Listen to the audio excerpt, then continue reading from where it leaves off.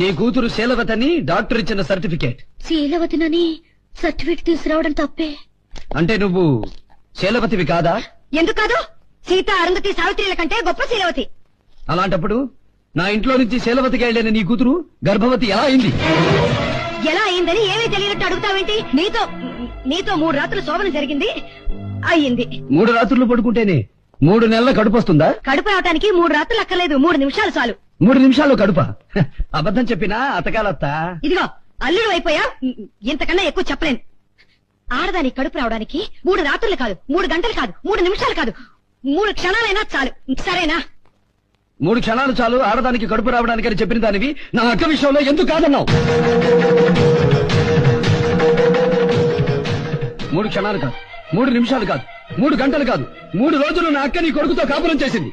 అయినా నెల తప్పింది నీ కొడుకుతో కాదని చెప్పావు. ఎందుకని?